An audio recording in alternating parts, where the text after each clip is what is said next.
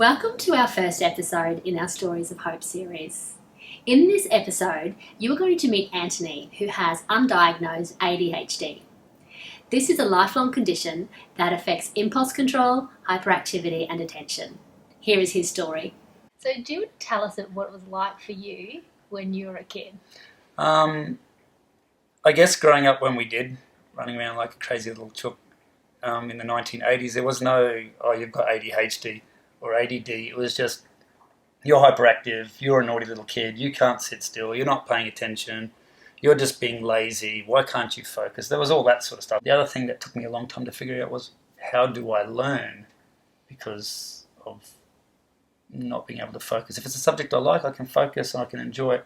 But if it's not, honestly, it's like walking through thick mud just to be able to keep up.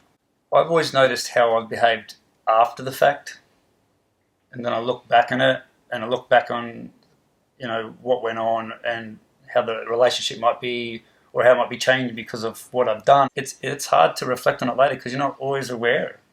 And then that relationship with people, do you want to have them look at you like that again? Do you want them to shun you? No, it hurts, so you amend your behaviour. And I did really well in the army. Yeah, I think in some ways, whatever it is that is me, ADHD, ADD, whatever it is, helps, particularly when we do combat training. And people would be calling for me for knowing what to do. That you'd have and I could see everything that was going on. Yeah. And that's why I know, I'm not being big-headed here, I know I was an excellent soldier. Like, I would get picked to represent the battalion, or picked to do this or do that.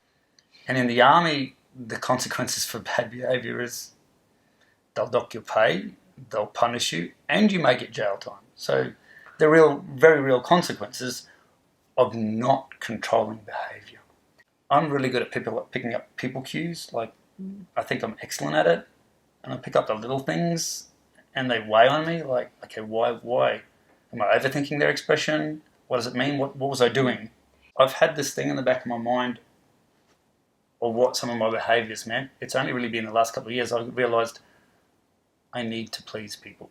So just to clarify that, so you mean that you've always had this tendency of wanting to please people, but now you're more aware of it? Yes. And then you've got your behaviour, which sometimes is driven by the impulse control and the hyperactivity, and it's not pleasing people. Yeah. And so you've got this disparity. And it makes me anxious. Sometimes in my head, everything just seems so far away. Like, I can be looking at you, but in my mind, the distance between us is the Pacific Ocean. Wow. That's how it will feel.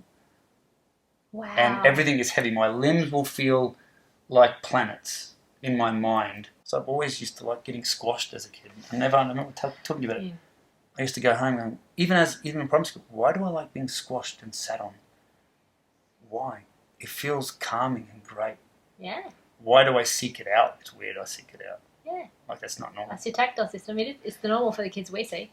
Don't get me wrong, there isn't a day, sometimes an hour that goes by that I don't wish beyond anything that I was different. Really? Absolutely. Because I look at everyone and ask, how are you all just... How can you do what you do? Why is that so easy for you? Every single day of my life, I go, I wish I was normal. I wish my brain just worked like other people's brains.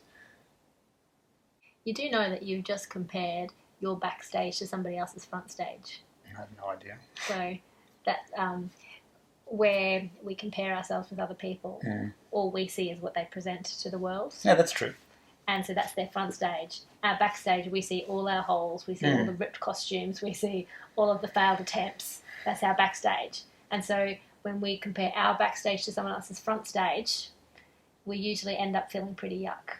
I was very suicidal as a kid. Were you? Yeah. Which age? Up to about 15 or 16. Really? That's when I sort of realised, you know what? Saying you want to kill yourself and then doing it, you might think, well, then they'll be sorry. You won't know. You'll be dead. It gets better, I think, if people are around that person respects or loves or cares about, has a rapport with.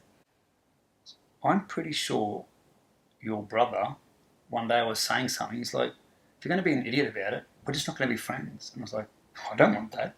I really don't want that. And I've had another friend say the same sort of thing. Like, it's just stupid. Why would you want to do that? Yeah, we'll be sad, but you won't know. You'll be gone. Yeah. And all you've done is hurt everyone. The hardest thing that I've found with teaching is patience. Yeah. Because I'm an impatient person, particularly with traffic. That's the hardest thing. And I find sometimes I'll be getting cranky at them and impatient, and then we take a step apart from each other, and then I'll come back and go, okay, I can give you what you need now. I would like teachers to understand you do have to have patience, but to get the message through, no matter what the child's background, get the message through that they must try now. This sets them up for the rest of their life. What quality of life do they want outside of that? And if it comes to teachers dealing with kids who've got issues, whether it's ASD, Asperger's, whatever the case may be, definitely patience. Be genuine. And if you aren't genuine, they will not do anything for you because you tell them to, because it's the rules. So what would you tell other kids with ADHD? You need to start putting in things in place to build those neural pathways in your brain now at a younger age, because it's going to be horrible when you're older. You'll be 30 and still struggling to keep a job or find a skill that works for you. Mm-hmm. I think they've got to do it now.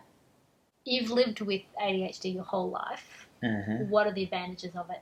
I found that socially I pick things up better, and I find it incredibly easy to get into people's worlds and to meet people. Whilst it might be a label, for me it's something that I can fight. Yeah, I can do now something I know about what it is. this. I know what that is now. I don't have to do that. I can try hard not to. We hope this video has inspired you and given you hope. If you are wanting more information about occupational therapy and how we can help your child, please ring or visit our website. Thanks for watching.